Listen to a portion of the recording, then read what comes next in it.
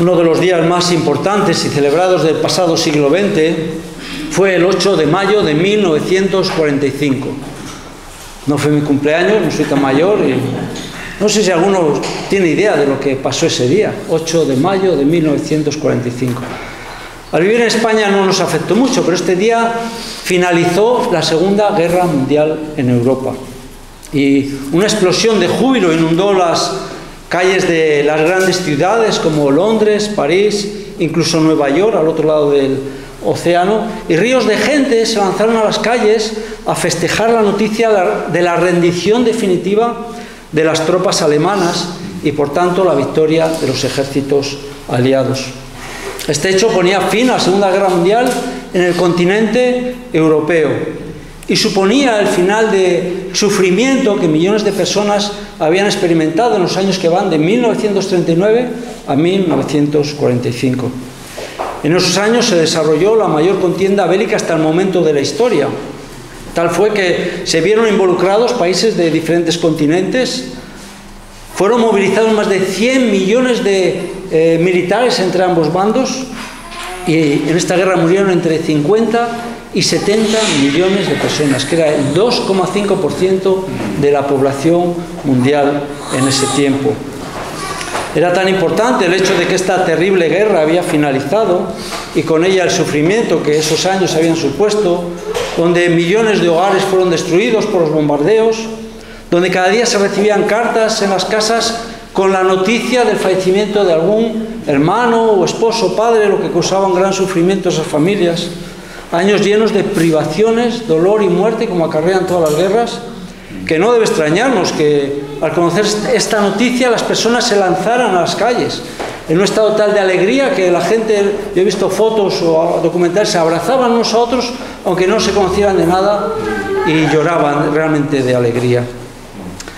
El final de esta guerra y la victoria de los aliados supuso el fin que la pesadilla del nazismo había traído a Europa y puso fin al genocidio del pueblo judío que tan terrible y sistemáticamente se había llevado a cabo en los campos de concentración, donde se estima que murieron entre 6 y 8 millones de personas. La victoria, por tanto, era algo muy importante que había que celebrar. Y seguro que si tú y yo hubiéramos estado allí, aún los más tímidos como yo, nos hubiéramos lanzado igualmente a las calles, hubiéramos salido a las ventanas y hubiéramos también gritado de alegría al oír esta noticia. Sí, había muchos motivos para muchas personas para celebrar aquella victoria y la alegría desbordada estaba plenamente justificada. Pero hoy quiero hablaros de otra victoria, infinitamente más trascendente e importante, que tuvo lugar hace 2000 años. Y es tan importante porque esta es la única victoria que realmente tiene consecuencias eternas. Y por ello, nuestros corazones deberían exultar de alegría y gozo, y nuestra celebración debería ser al menos tan jubilosa como la de aquellos que recibieron la noticia del final de la Segunda Guerra Mundial. Comprender la magnitud, las consecuencias y el alcance que esta victoria tiene para nuestras vidas. Esta victoria, como todos ya imagináis, la logró un solo hombre, el Señor Jesucristo, quien por medio de su muerte en la cruz, su resurrección y su ascensión a los cielos derrotó el dominio de las tinieblas, que mediante el pecado y la muerte había mantenido cautiva a la humanidad prácticamente desde su creación, y rescató a su pueblo, librándole para siempre de la esclavitud y de las consecuencias del pecado, que eran la muerte y la condenación en el infierno. Realmente esto es una maravillosa noticia, por eso el Evangelio son buenas noticias, que debe llenar nuestros corazones de júbilo y de alegría. Pero si estás aquí y al oír esta noticia no sientes ningún gozo porque aún no has comprendido esta noticia, mi oración es que en esta mañana, por medio de la palabra de Dios, el Espíritu Santo obre en tu corazón, para que puedas creer en este glorioso Salvador. Y así tú también puedas disfrutar de los beneficios de esta victoria. Vamos a informarnos de esta victoria. Para hacerlo vamos a abrir la Biblia en Colosenses, Colosenses capítulo 2, versículos 8 al 15. Colosenses 2, 8 al 15. Vamos a leer este pasaje. Mirad que nadie os haga cautivos por medio de su filosofía y vanas sutilezas, según la tradición de los hombres, conforme a los principios elementales del mundo y no según Cristo. Porque toda la plenitud de la deidad reside corporalmente en Él. Y habéis sido hechos completos en Él, que es la cabeza sobre todo poder y autoridad. En Él también fuisteis circuncidados, con una circuncisión no hecha por manos, al quitar el cuerpo de la carne mediante la circuncisión de Cristo, habiendo sido sepultados con Él en el bautismo, en el cual también habéis resucitado con Él por la fe en la acción del poder de Dios que le resucitó de entre los muertos. Y cuando estabais muertos en vuestros delitos y en la incircuncisión de vuestra carne, os dio vida juntamente con Él, habiéndonos perdonado todos los delitos, habiendo cancelado el documento de deuda que consistía en decretos contra nosotros y que nos era adverso, y lo ha quitado de en medio, clavándolo en la cruz. Y habiendo despojado a los poderes y autoridades, hizo de ellos un espectáculo público, triunfando sobre ellos por medio de Él. En primer lugar, es necesario señalar que el motivo por el que el apóstol Pablo escribe esta carta fue debido a la seria amenaza que se cernía sobre la iglesia en Colosas. Esta era una iglesia joven que había sido establecida por la predicación fiel del Evangelio de Epafras, que ahora tenía que lidiar con algunos que bajo una falsa apariencia de sabiduría espiritual intentaban confundir a los creyentes y apartarles del verdadero Evangelio. Esto lo estaban llevando a cabo por medio de menoscabar la persona y obra del Señor Jesucristo, negando tanto su plena divinidad como su plena humanidad, y negando igualmente que su obra de salvación fuese suficiente y queriendo añadir los méritos humanos como requisito para ser verdaderamente salvo. Ante estos hechos que Epafras relató a Pablo en su visita a Roma, el apóstol, con palabras inspiradas por el Espíritu Santo, escribe esta maravillosa carta, en la que el tema principal es la superioridad de Cristo sobre todo lo creado y la suficiencia total de Jesucristo para nuestra salvación. La superioridad de Cristo sobre todo lo que se ha creado, porque Él no ha sido creado, y la suficiencia total de Jesucristo para nuestra salvación. Y dentro del desarrollo de este argumento en la carta, en este pasaje que hemos leído, encontramos como la victoria de Cristo prueba la realidad de que Él tiene la superioridad sobre todo lo creado. Y por ello Él es el único que puede salvar a los pecadores, ya que por medio de su muerte, resurrección y ascensión, por medio de su obra completa de redención, Él ha vencido a todos sus enemigos. La victoria de Cristo manifiesta su autoridad sobre todo lo creado y prueba que Él es Dios encarnado. Y que la obra de redención que llevó a cabo fue completa, no solo para salvar a todos los que confían por la fe en Él, sino también para derrotar, por medio de su muerte, resurrección y ascensión, a aquel que había tenido cautiva a la humanidad, debido al temor a la muerte, como dice la Biblia, a Satanás, librándonos así de la esclavitud a la que estábamos todos nosotros sujetos y de la cual ninguno de nosotros podía escapar. Es por ello por lo que Pablo anima a los lectores de su carta a considerar quién es el Señor Jesús, a considerar lo que Él ha logrado para sus redimidos y a afianzarse firmemente en estas verdades, para que ninguno de ellos y ninguno de nosotros seamos engañados por cualquiera que enseñe, que no enseñe que Jesucristo es todo y lo único que necesitamos tanto para nuestra salvación como para nuestra santificación. Y en este pasaje que hemos leído encontramos esto, y lo vemos en primer lugar porque la verdad se encuentra solo en Cristo. La verdad se encuentra solo en Cristo. Versículo 8 del capítulo 2 que hemos leído. Mirad que nadie os haga cautivos por medio de su filosofía y vanas sutilezas, según la tradición de los hombres, conforme a los principios elementales del mundo y no según Cristo. Pablo advierte ante un peligro real que siempre está al acecho y llama a los creyentes a estar vigilantes, siempre en guardia, como el soldado que está en una torre de vigía y tiene que estar vigilando que los enemigos no se acerquen. Pablo nos insta a prestar atención y a no descuidarnos ni un solo momento, porque cualquier desvío, por pequeño que éste sea de la verdad que se encuentra solo en el Evangelio, tendrá consecuencias fatales para nuestras almas. Por ello Pablo no deja opción a sus lectores, en este caso nosotros, y utiliza un modo verbal imperativo, el cual es empleado para conseguir que aquellos que escuchan obedezcan y actúen de la manera indicada. ¿Y ante qué nos está poniendo en guardia Pablo? O mejor dicho, ante quiénes debemos estar vigilantes. Ante cualquiera que no sitúe a Cristo como el Señor y a su obra de redención como el único medio de salvación por el que una persona puede ser salva. Ante cualquiera, no importa cuál sea su posición, su autoridad o cómo esté considerado.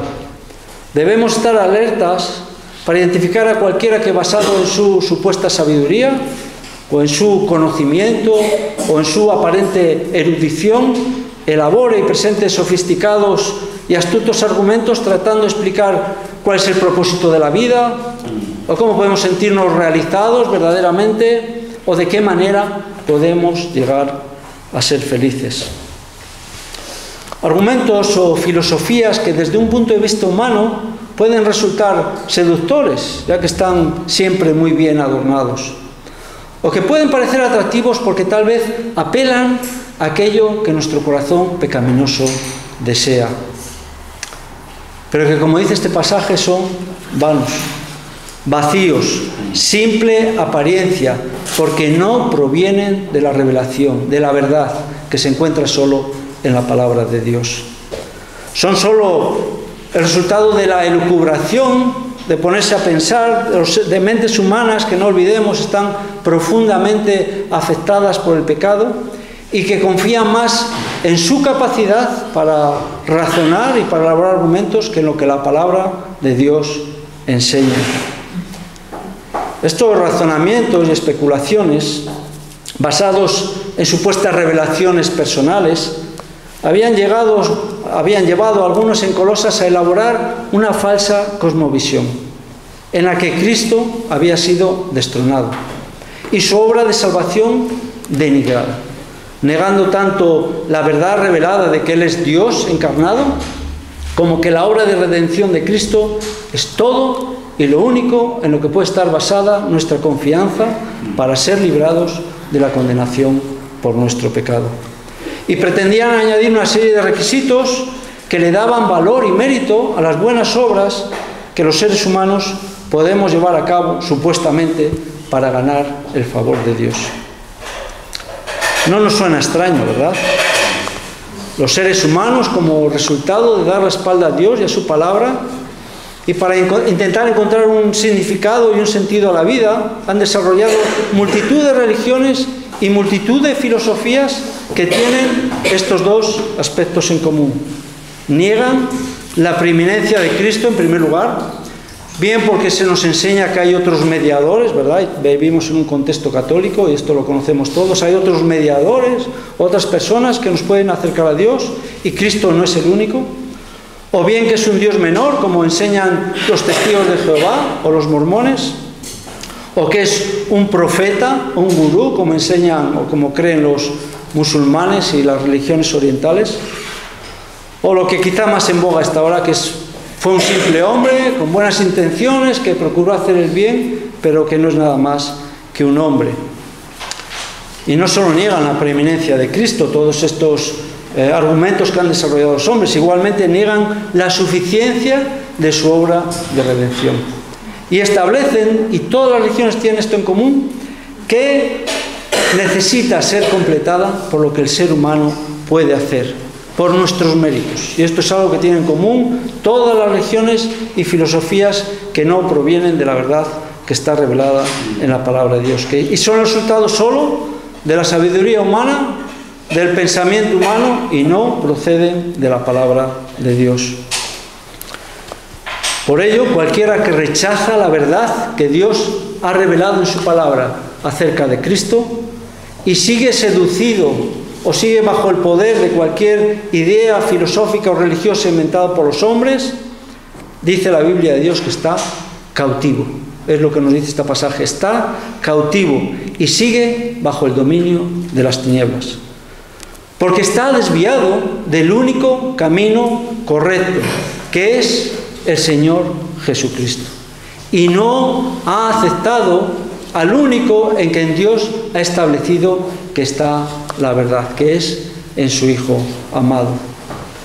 Cualquier persona que sigue cualquiera de estas religiones sigue aferrada a su propia pecaminosidad y prefieren seguir el camino al que le ha conducido su propio pensamiento, que es el fruto de conocimiento, de la sabiduría o de la ciencia humana, pero no tiene en cuenta la palabra de Dios. Y no tiene en cuenta al Hijo de Dios, en quien nos dice esta misma carta que están escondidos todos los tesoros de la sabiduría y el conocimiento. Y este pasaje nos dice que actúan así porque su manera de pensar no es según Cristo. Su manera de pensar no es según Cristo. Por ello, Pablo quiere que seamos conscientes de que solo existen dos posibilidades en nuestras vidas. O estamos viviendo en la sabiduría humana y por lo tanto seguimos cautivos en nuestro pecado, o hemos creído la palabra de Dios y en Jesucristo, y entonces hemos sido perdonados y Él nos ha hecho participantes de su victoria. Solo dos caminos.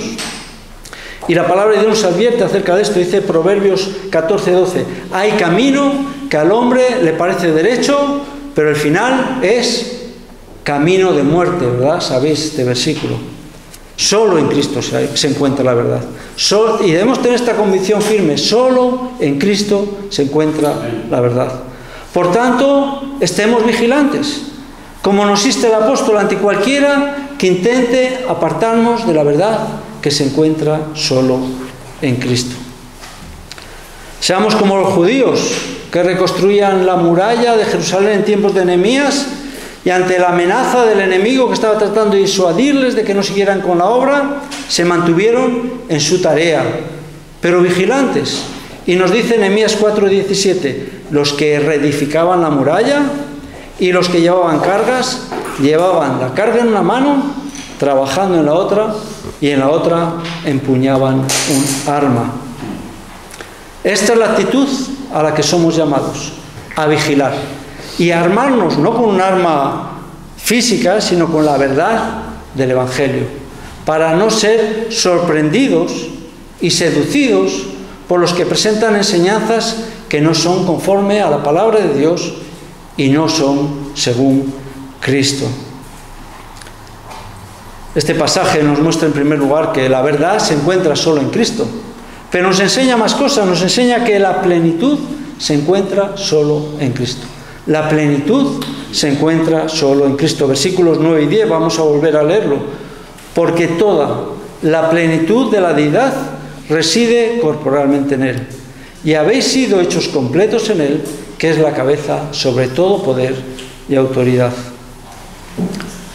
Si en esta mañana saliéramos a nuestras calles, y no importa la ciudad de España en la que lo hagamos, y preguntáramos a las personas que pasean por ellas: ¿qué piensas acerca de Jesús de Nazaret?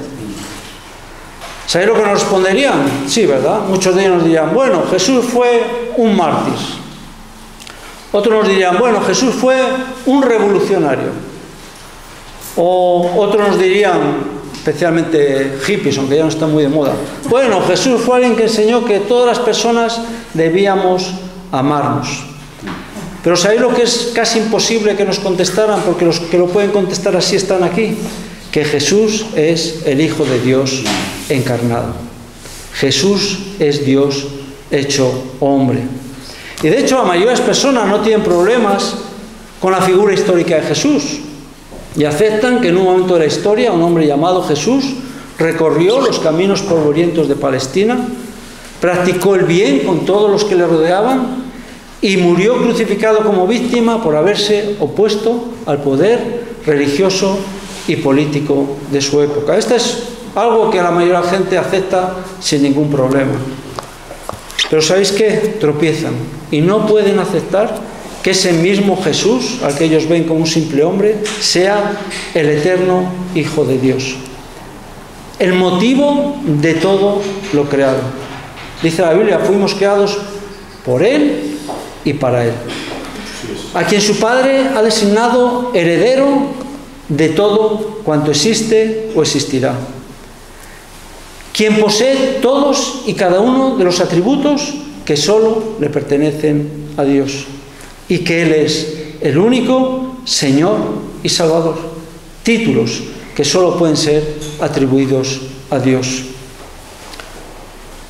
Pero la manera errónea de pensar acerca de Jesús no es exclusiva de nuestro siglo.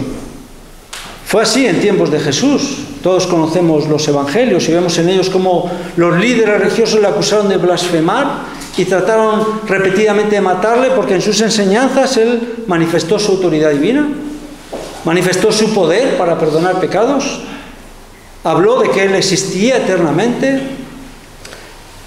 y todas estas cualidades solo pueden ser posibles en una persona que sea Dios. Y estaba siendo así en el mismo tiempo en que esta carta fue escrita, donde, como ya mencioné antes, en la iglesia de Colosas se estaban introduciendo enseñanzas con las que se trataba de destronar a Cristo. ¿Y cómo lo hacían? Negando tanto su plena humanidad como su plena divinidad. Y ante esta mentira, ante este ataque frontal a la verdad salvadora del Evangelio, Pablo escribe una afirmación clara y rotunda, que no debe dejar en nosotros ningún lugar a dudas acerca de la realidad divina y humana del Señor Jesús. Toda la plenitud de la deidad reside corporalmente en Él. Ciertamente el Señor Jesús, nuestro Salvador, tenía que ser semejante en todo a nosotros para que pudiera representarnos, llevar nuestra culpa y pagar por nuestro pecado. Y por ello el Hijo Eterno se hizo hombre, dejando de lado su gloria, despojándose de todos los privilegios que le correspondían, incluso del uso independiente de sus atributos divinos, y tomó forma de siervo. Y esto es algo que, aunque estemos familiarizados con ello, debería maravillarnos, porque es un acto de amor. Realmente, cuando hablamos del amor y el mundo habla de un tipo de amor, el verdadero amor es el que mostró Dios hacia los hombres por medio de su Hijo Jesucristo. Y durante su encarnación experimentó cada una de las circunstancias que son inherentes a la condición humana. Por eso los evangelios recogen que Él tuvo hambre y tuvo sed, ¿verdad? Conocemos las historias de la Biblia. Estuvo tan cansado físicamente que se quedó dormido en una barca en medio de una tempestad. Yo no sé cómo pudo hacer esto realmente. Le invadió la tristeza ante la muerte de su amigo Lázaro y ante la incredulidad de su pueblo. Le sorprendió la fe de un centurión romano y de una mujer gentil.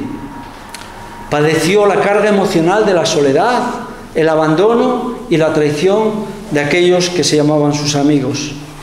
Y finalmente experimentó un sufrimiento atroz en la cruz, donde entregó su vida y fue expuesto de manera vergonzosa y cruel al escarnio y la burla. Sí, Jesús fue verdaderamente hombre y conoció cada una de las experiencias y emociones que lleva aparejada la existencia humana, incluida la tentación, pero sin que ninguna de esas circunstancias le hiciera pecar. Y sin que en ningún momento, a pesar de ser plenamente hombre, dejara de ser plenamente Dios. Esta es una verdad que escapa a nuestra comprensión. Es una realidad que nuestra mente finita no puede procesar. Es algo para lo que no encontramos comparación en ninguna de las cosas que nos rodean, que nos ayude a entender esta realidad. Dos naturalezas plenamente reales en una sola persona. Pero es una verdad que la Biblia nos presenta para que la creamos, porque de ello depende nuestra salvación. Que todo lo que Dios es, toda la plenitud de su esencia está plenamente presente, completamente en el Hijo encarnado. Cualquier atributo o cualidad que es inherente a Dios y que hacen de Él quien es, y lo encontramos en la palabra, su gloria, su majestad, su santidad, su autoridad, poder, sabiduría, amor, bondad, eternidad, cualquier perfección que encontramos en las Escrituras atribuidas a Dios, debemos creer también que están presentes en Jesús, y no solo eso, sino que le son propias. Y esto no es porque un hombre haya llegado a ser Dios, o porque momentáneamente haya compartido algunas de las cualidades y atributos de Dios, sino porque el Hijo Eterno se hizo hombre. Y en esa humanidad la plenitud de Dios persiste y se revela plenamente. Por ello la Biblia afirma, encontramos en Hebreos 1:3, que Cristo es el resplandor de la gloria de Dios y la expresión exacta de su naturaleza. Recordamos lo que Jesús le contestó a Felipe cuando él le dijo: muéstranos al Padre, y Jesús respondió: el que me ha visto a mí, ha visto al Padre. Y es necesario que sea así, debemos entenderlo, es imprescindible que sea así para que la victoria de Cristo sea completa, para que el pecado, la muerte y Satanás sean completamente derrotados. Es necesario que nuestro Salvador sea hombre plenamente, pero también plenamente Dios. Es necesario que en la persona de Cristo estén presentes de manera simultánea las dos naturalezas, que Él sea plenamente hombre y triunfe de donde todos nosotros fracasamos en obedecer de una manera perfecta y gozosa cada mandamiento de Dios, y después de hacer esto, Él morir por nosotros, y que Él sea plenamente Dios para poder pagar el precio infinito de nuestra redención y recibir sobre sí toda la ira de Dios que nosotros merecíamos. Una ira infinita que solo una persona infinita podía recibir sin ser totalmente aplastado. A pesar de su humilde apariencia, a pesar de que durante los años que vivió en esta tierra, dice la Biblia que ni siquiera tuvo un lugar donde recostar su cabeza, ni un solo momento, el Hijo encarnado dejó de ser quien siempre fue, ha sido y será. Y solo en Él reside toda autoridad en los cielos y en la tierra. Es lo que nos dice el versículo 10. Él es la cabeza sobre todo poder y autoridad. Sí, Cristo tiene toda autoridad. Como Él mismo afirmó después de resucitar: toda autoridad me ha sido dada en el cielo y en la tierra. Nos dice Filipenses que Él tiene el nombre que es sobre todo nombre, bajo cuya autoridad se dobla toda rodilla en cielos, tierra y debajo de la tierra. Y acerca de esta realidad escribe un comentarista bíblico: ser conscientes de esta verdad, si es una realidad en nuestras vidas, no necesitaremos ninguna nueva revelación, ninguna novedad espiritual, nada aparte de Jesucristo. ¿Quién puede ofrecernos algo más valioso que la persona de Jesucristo? Y esto es así porque esta verdad acerca de la plena divinidad y por tanto la absoluta autoridad del Señor Jesús no es solo un tema para que los teólogos se devanen los sesos, que lo hacen, ni para que las teologías sistemáticas llenen cientos de páginas. Es una verdad que debe alimentar nuestra devoción por Cristo y debe satisfacer los anhelos más profundos de nuestras almas. Porque debido a quién es Él, debido a su plenitud, nuestro texto afirma que todos aquellos que hemos puesto nuestra confianza en Él, porque hemos creído el testimonio del Evangelio, ahora estamos completos en Él. Nos dice Pablo: y vosotros, los creyentes, estáis completos en Él. La realidad espiritual de cada ser humano es de necesidad Debido a nuestro pecado somos pobres, espiritualmente hablando, mendigos, miserables, que tenemos necesidad de perdón y de dirección. Pero nuestro propio pecado nos ciega y hace que busquemos satisfacer esa necesidad sentida fuera de Dios.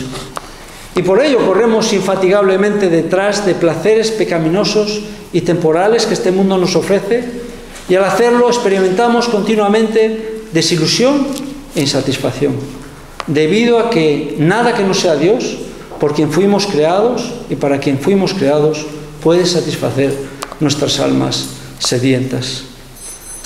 Pero el texto nos dice que por medio de Cristo, quien obtuvo la victoria sobre el pecado y en quien reside toda la plenitud, Dios ofrece perdón y reconciliación, para que dejemos de experimentar vacío e insatisfacción y nos saciemos de la plenitud de Cristo, en quien toda esperanza y todo anhelo está satisfecho. Dice esta carta que Él es nuestra esperanza de la gloria, hablando de la eternidad. Si tenemos esperanza, nuestra única esperanza es Cristo. Dice Juan en su Evangelio que de su plenitud tomamos todos, y gracia sobre gracia, una gracia inagotable para todos nosotros. En Él tenemos no solo perdón y reconciliación, sino absolutamente todo lo que necesitamos, tanto en este mundo como en el venidero, ya que Él es una fuente inagotable de bendición para todos los que por la fe ahora estamos unidos a Él. Hermanos, ¿somos conscientes de la realidad de que en Cristo encontramos y tenemos todo lo que necesitamos? Debido a su infinito valor, ya que como hemos visto Él es Dios sobre todas las cosas, debido a la obra de redención que Él completó a un alto precio, y debido a su autoridad, ya que Él es Señor sobre todo lo creado, todo cuanto tú y yo podemos necesitar, ya lo tenemos en nuestro Señor y Salvador. Casi nada más acabar la Segunda Guerra Mundial, comenzó la carrera espacial, en la que la Unión Soviética y los Estados Unidos rivalizaron por enviar naves al espacio con el propósito de encontrar un planeta donde la vida humana fuera posible, donde se dieran las circunstancias en las que los seres humanos pueden desarrollar la vida. Sin embargo, a pesar de todos los millones y millones de dólares gastados hasta la fecha y de los años transcurridos, la vida en otros planetas solo es posible en las películas de ficción. No ha sido posible hasta ahora. Solo en el planeta Tierra se dan las circunstancias ideales para que la vida se desarrolle. Esto no es el fruto de la casualidad o de la adaptación del hombre al medio, como quieren hacernos creer los científicos evolucionistas, sino que es el resultado de la obra creadora de Dios, quien en su sabiduría y por el poder de su palabra ha creado cada aspecto de este planeta en sus proporciones exactas. La proporción exacta de oxígeno, la proporción exacta de luz, la proporción exacta de agua y de cualquier otro aspecto que es necesario para la vida. De la misma manera que solo nuestro planeta tiene el hábitat para que la vida humana se desarrolle, los redimidos tenemos solo en Cristo absolutamente todo lo que necesitamos. En primer lugar, para nuestra salvación, solo por medio de Él hay salvación, pero además es en Él y por medio de la verdad revelada acerca de su persona en la palabra de Dios, en quien Dios ha provisto, y nosotros encontramos cualquier recurso para cualquier circunstancia espiritual o anímica que tengamos que atravesar en nuestras vidas. Esta debe ser una convicción que tiene que estar enraizada en nuestros corazones. En Cristo encontramos todo lo que cualquier creyente necesita. No necesitamos nada más. No necesitamos ninguna ciencia humana. En Cristo y por medio de su palabra encontramos todo lo que necesitamos. Hasta este momento hemos visto cómo solo en Cristo se encuentran tanto la verdad como la plenitud. Y al avanzar en nuestro texto encontramos que la salvación se encuentra solo en Cristo. La salvación se encuentra solo en Cristo. Vamos a leer los versículos 11 al 14. En Él también fuisteis circuncidados, con una circuncisión no hecha por manos, al quitar el cuerpo de la carne mediante la circuncisión de Cristo, habiendo sido sepultados con Él en el bautismo, en el cual también habéis resucitado con Él por la fe en la acción del poder de Dios que le resucitó de entre los muertos. Y cuando estabais muertos en vuestros delitos y en la incircuncisión de vuestra carne, os dio vida juntamente con Él, habiéndonos perdonado todos los delitos, habiendo cancelado el documento de deuda que consistía en decretos contra nosotros y que nos era adverso, y lo ha quitado de medio, clavándolo en la cruz. A pesar de lo que oímos y leemos cada día, el mayor mal que asola a la humanidad no es la destrucción gradual del planeta, ni el hambre, ni la pobreza, ni la desigualdad social, ni el racismo, ni siquiera la guerra. Estos son solo los síntomas de la verdadera tragedia en la que los seres humanos estamos sumidos. Nuestro verdadero problema es el pecado. Y todos estos males que he enumerado, que son terribles, son solo la manifestación palpable de la verdadera condición de la naturaleza humana y de cómo el pecado nos domina y afecta y ha impregnado cada aspecto de nuestro ser. Sin embargo, a pesar de que esto es una realidad repetida, desde que Adán y Eva fueron expulsados precisamente debido a su pecado de la presencia de Dios, el ser humano sigue confiando en su propia bondad y argumenta que son las condiciones que le rodean o los que le rodean los que producen esas malas acciones. Y que si esas condiciones o esas compañías fuesen otras más favorables, sus acciones también serían diferentes. Todos conocemos y hemos usado esas excusas, ¿verdad? Que son otros los que hacen que nosotros actuemos mal. Pero el diagnóstico de Dios es completamente diferente. Y Él establece que el verdadero problema se encuentra en nuestro corazón pecaminoso. Y que es ese corazón el que produce los malos pensamientos y las malas acciones que generan todos los males que he mencionado anteriormente. Y esta es una afirmación que se encuentra tanto en el Antiguo Testamento como en el Nuevo Testamento. Dice Jeremías 17:9, más engañoso que todo es el corazón y sin remedio. Y Jesús en Mateo 15:19 dice, porque del corazón provienen malos pensamientos, homicidios, adulterios, fornicaciones, robos, falsos testimonios y calumnias. Es por ello por lo que necesitamos un cambio radical que afecte al centro mismo de nuestro ser. Y estos versículos nos muestran que el único que puede obrar ese cambio en nosotros es el Señor Jesucristo. Y que solo cuando nos unimos a Él por medio de la fe, esa transformación va a tener lugar. Porque solo en Jesucristo hay salvación. Dice el versículo 11, en Él también fuisteis circuncidados, con una circuncisión no hecha por manos, al quitar el cuerpo de la carne mediante la circuncisión de Cristo. Como la mayoría de vosotros sabéis, la circuncisión era un corte que se realizaba en el prepucio de los niños israelitas a los 8 días de edad.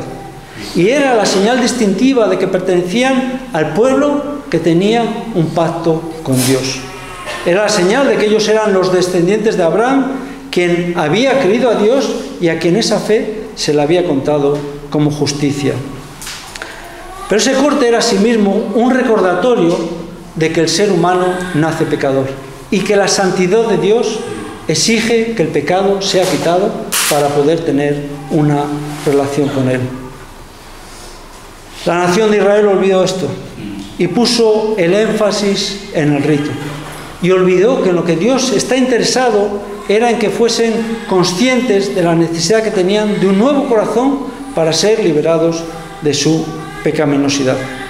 Y que ese nuevo corazón solo lo iban a recibir si creían las promesas de Dios acerca de la simiente prometida, del Salvador anunciado, como había hecho su padre Abraham. Pero Pablo afirma que esta es la realidad que Cristo, en virtud de su victoria, había realizado en el corazón de todos los creyentes de Colosas.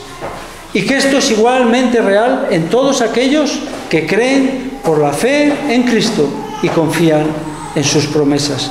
Él realiza esta circuncisión, este corte en nuestros corazones, y despoja al pecado de su poder esclavizante, que se manifiesta en las acciones que nosotros llevamos a cabo con nuestro cuerpo carnal.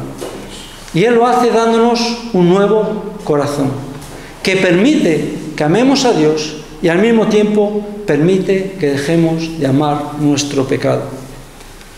Lo que es imposible para nosotros, escapar del poder esclavizante del pecado, Cristo, por su poder, lo realiza en nosotros.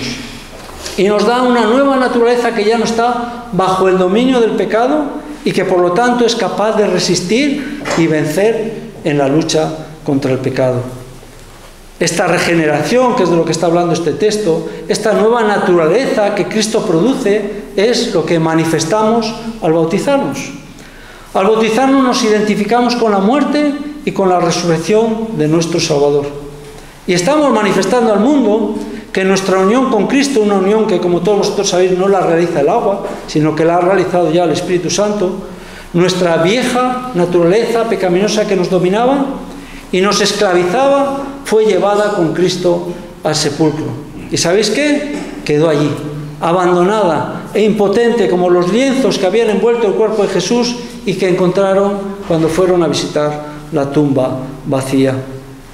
E igualmente, de la misma manera que el Señor Jesús resucitó con un cuerpo glorificado, que ya no está sujeto al poder de la muerte, también todos aquellos que creemos en Él, por nuestra unión, por medio de la fe con Él, recibimos una nueva naturaleza, que ha sido recreada a la imagen de Cristo y que ya no está sometida a la tiranía del pecado, aunque aún experimentamos la presencia del pecado en nuestras vidas. De esto es de lo que está hablando el versículo 12. Habiendo sido sepultados con Él en el bautismo, en el cual también habéis resucitado con Él por la fe en la acción del poder de Dios que le resucitó de entre los muertos. Por medio de la fe, Dios nos une a su Hijo y opera en nosotros con el mismo poder con el que operó en la resurrección de su Hijo. Y realmente necesitamos esta obra sobrenatural de Dios en nuestros corazones. No podemos llegar a ser salvos sin que Dios realice esta obra. Necesitamos que el mismo poder que levantó a Jesús de entre los muertos opere en nosotros. Porque sin Cristo, la realidad de cada uno de nosotros es de muerte espiritual, sin excepción. No importa, hoy daba la bienvenida a Mateo, ¿verdad? Y nace en la iglesia, padres cristianos, desde pequeño va a estar expuesto a la palabra, pero necesita que Dios sobre en su corazón, porque si no, seguirá siendo un pequeño pecador. Esta es la realidad que al ser humano es lo que dice el versículo 13, cuando estabais muertos en vuestros delitos y en la incircuncisión de vuestra carne. Y gracias a Dios que esta era una realidad pasada para los colosenses creyentes a los que Pablo dirige su carta. E igualmente es una realidad pasada para todos los que hemos creído en Jesucristo como el único en quien hay salvación. Pero como os decía, es la realidad en la que todos nosotros, sin excepción, hemos estado. Y es la situación en la que se encuentra cualquier persona que en esta mañana está aquí y no ha considerado la gravedad de su pecado como Dios lo considera. Y no ha reconocido a Jesucristo como el Salvador que Dios ha provisto y el único en quien por medio de su muerte, sepultura, resurrección y ascensión hay salvación. Si es así en tu caso, si aún no has venido a Cristo en arrepentimiento y fe, debes saber que aunque esta mañana has abierto los ojos y has visto la luz, y hoy sale el sol en Santiago, no sabía si igual tenía que decir que has visto la lluvia, pero gracias a Dios que hoy hay sol. Tal vez has experimentado la agradable sensación del agua caliente cuando nos duchamos que cae sobre nuestro cuerpo, ¿verdad? Y hemos olido por la mañana el aroma del café, del pan tostado, que nos despierta el apetito. Tal vez has sentido la agradable sensación de la persona que amas acariciándote o de tus hijos. Experiencias, todas ellas que nos hacen darnos cuenta de que estamos vivos. Realmente esto es lo que demuestra que somos seres vivos. Si la palabra, a pesar de todo ello, debes saber que si no estás en Cristo, la palabra de Dios te define como muerto en tus delitos y pecados. Y lo hace porque Dios quiere que seas consciente de que si estás viviendo tu vida separado del autor de la vida y por tanto en rebelión contra Él, sin importar que tu vida tenga apariencia de plenitud o vitalidad, la realidad es que debido a tu pecaminosidad, que se manifiesta en cada acto de desobediencia a la voluntad de Dios, debido a la esclavitud, a tus deseos pecaminosos que te dominan y en los que tú te deleitas, debido a la insensibilidad de tu corazón que te impide amar a Dios y obedecer su palabra, y sobre todo debido a que rechazas la salvación que Él te ofrece por medio de su Hijo, te encuentras sin esperanza. Te espera el juicio de Dios y su sentencia de culpabilidad debido a tu pecado, la cual es una sentencia justa que acarrea un castigo eterno en el infierno.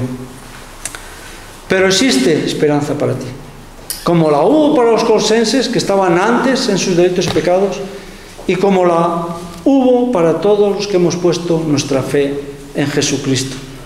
Porque el pasaje prosigue con una afirmación sorprendente: os dio vida juntamente con Él. Dios no es indiferente a la condición caída de sus criaturas, ni se deleita en condenar a los hombres. Al contrario, Él se deleita en salvar. Dice Ezequiel 18:23: ¿acaso me complazco en la muerte del impío? Declara el Señor Dios, y no en que se aparte de sus caminos y viva. Y él mismo da la respuesta en el versículo 32: pues yo no me complazco en la muerte de nadie, declara el Señor Dios, arrepentíos y vivid. Dios no solamente no quiere que sigas en tu estado de muerte espiritual y camino a una eternidad en el infierno, sino que Él ha provisto por medio de su Hijo el único medio de perdón para nuestros pecados, y el único en quien por medio de su justicia perfecta somos liberados del cumplimiento de la ley, la cual expresa tanto el carácter perfecto de Dios y al mismo tiempo se presenta como un requisito insuperable que nos separa a todos los seres humanos de su santidad. Esto es lo que dice el texto: habiéndonos perdonado todos los delitos, habiendo cancelado el documento de deuda que consistía en decretos contra nosotros y que nos era adverso, y lo ha quitado de en medio, clavándolo en la cruz. Para nuestra salvación, Cristo asumió nuestra humanidad y vivió una vida de obediencia perfecta, encontrando su gozo y su deleite en hacer la voluntad de Dios, algo en lo que tú y yo fallamos cada segundo de nuestra vida, y cumpliendo la voluntad del Padre.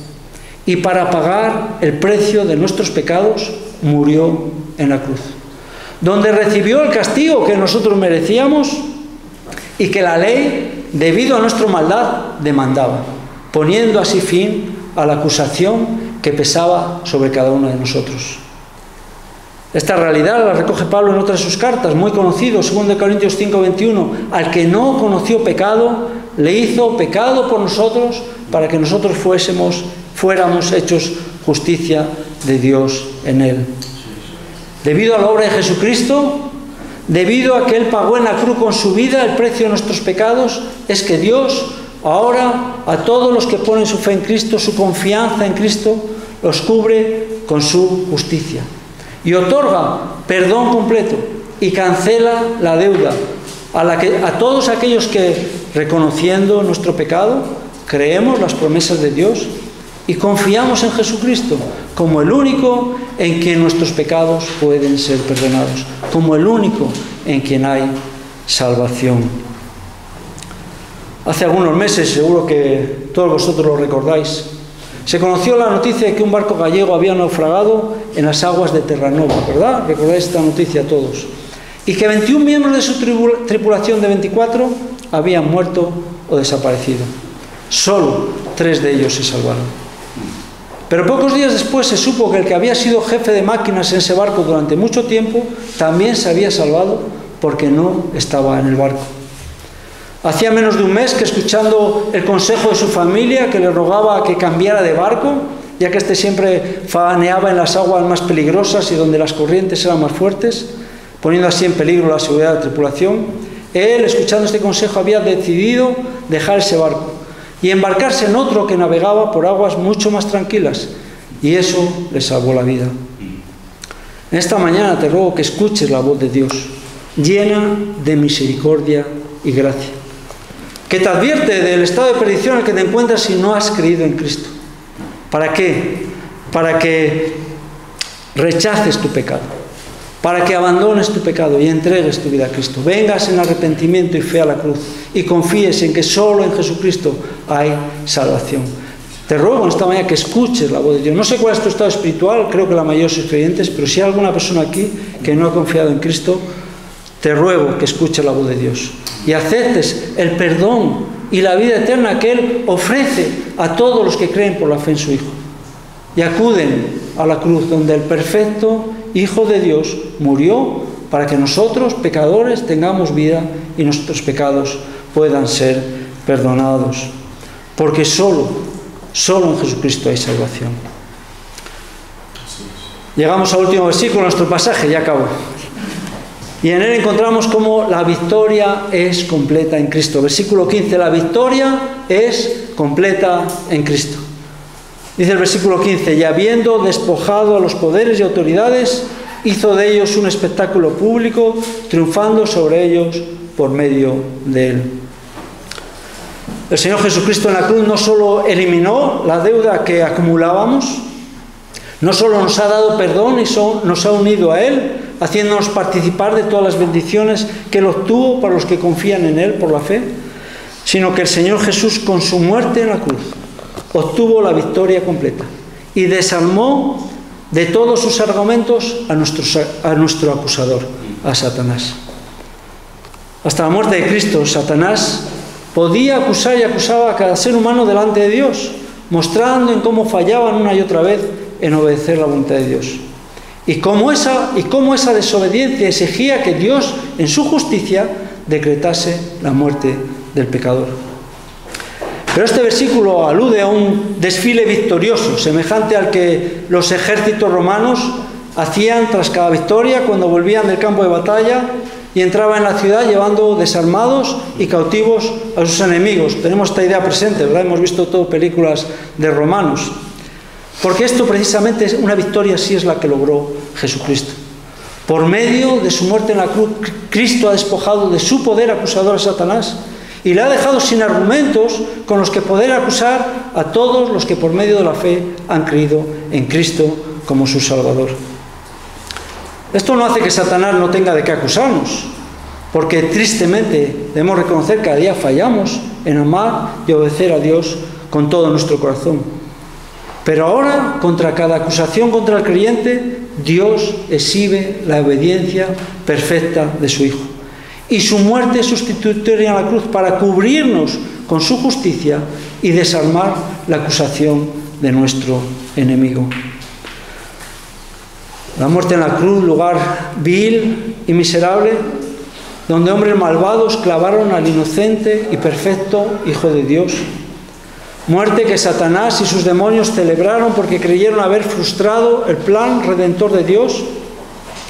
Sin embargo, en aquella vergonzosa cruz, Cristo obtuvo la mayor victoria de la historia contra el enemigo cósmico de los hombres. Y tras su resurrección triunfante y su ascensión a la diestra del Padre, arrebató el poder que Satanás, por medio del pecado, había obtenido y acabó con el poder que la muerte ejercía sobre los hombres. Esta es la afirmación de Hebreos 2, 14, 15. Así que por cuanto los hijos participan de carne y sangre, Él, Cristo, igualmente participó de lo mismo, para anular mediante la muerte el poder de aquel que tenía el pecado de la muerte, es decir, el diablo, y librar a los que por el temor a la muerte estaban sujetos a esclavitud durante toda su vida.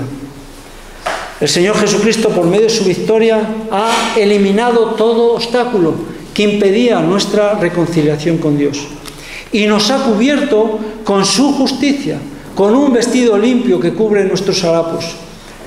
Y esto impide que Satanás tenga argumentos que sustenten su acusación contra todos sus redimidos, para que una vez pagado el precio de nuestro pecado, tengamos comunión con Dios y disfrutemos por medio de la victoria de Cristo de todo lo que Él es y de todo lo que Él ha ganado para nosotros. Después de muchos años ha estallado otra guerra en Europa, en la que una superpotencia como Rusia ha invadido un pequeño país llamado Ucrania. Esto ha hecho que todos los países democráticos condenen la agresión y muestren su solidaridad con el pueblo ucraniano. Pero más allá de las buenas palabras, de las sanciones económicas y del envío de armamento, ningún país se ha involucrado realmente en la guerra, conscientes del alto precio y humano y económico que eso supondría para su propia nación. Sin embargo, Dios no consideró el alto precio que era necesario pagar para nuestra salvación y mostró su amor hacia la humanidad y se involucró al estar dispuesto a enviar a su Hijo amado a este mundo que era hostil a su Creador. Y esos mismos hombres que Él estaba dispuesto a salvar, bajo la influencia del maligno, dieron muerte al inocente Hijo de Dios y creyeron que de esa manera habían frustrado el plan redentor de Dios. Pero Dios resucitó a su Hijo, vindicándole como el Salvador, que mediante su sangre derramada en la cruz ha pagado el precio de nuestra redención. Ha acabado con el poder del pecado y de la muerte y ha obtenido una victoria completa sobre todos sus enemigos. Si esta es tu fe, y espero que sí, si crees en este poderoso Salvador, Él te hace partícipe de su victoria. Te perdona todos tus pecados, pasados, presentes y futuros. Te viste con su justicia. Te da un nuevo corazón que es capaz de amar a Dios y de vencer en la lucha contra el pecado. Y te asegura una vida eterna en su presencia. ¿Cómo no vamos a celebrar esto? ¿Cómo nuestros corazones no van a estar llenos de gozo y de alegría al escuchar esta buena noticia? Es un motivo de celebración. Todos los domingos celebramos, ¿verdad? Nos vestimos con nuestras mejores ropas. Es el día que no trabajamos. Pero en nuestra mente como creyente debe estar esta gran victoria que Cristo ha obtenido para todos nosotros. Pero si esta no es tu fe, si aún no has creído en Cristo porque amas tu pecado y no quieres abandonarlo, te insto a que consideres la gravedad de tu estado de muerte espiritual debido a tu pecado que te conduce a una eternidad en el infierno.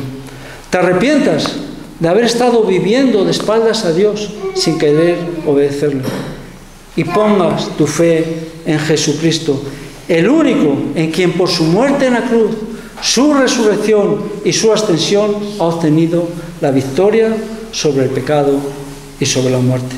Y el único, no hay ningún otro por medio de quien tú puedes ser perdonado y aceptado por Dios.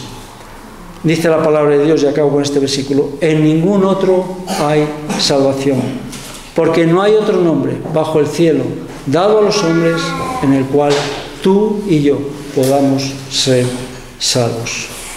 Vamos a acabar con una oración. Señor, gracias por las verdades de tu palabra. Gracias por esta gran noticia del Evangelio que trae esperanza a pecadores como nosotros, que nos muestra cómo Cristo, por medio de su obra de redención completa, obtuvo la justicia que nosotros necesitamos para presentarnos delante de ti. Gracias porque esto es una verdad que hemos creído, que tu Espíritu Santo habrá en nuestros corazones para hacerlo y que nos hace ahora vivir confiados, seguros, llenos de gozo, aun en medio de circunstancias adversas.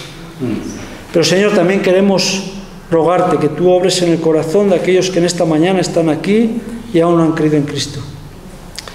Que por tu palabra, Señor, tú traigas convicción de pecado, les lleves al arrepentimiento y a confiar solamente en Cristo, como el único en quien ellos pueden reconciliarse contigo.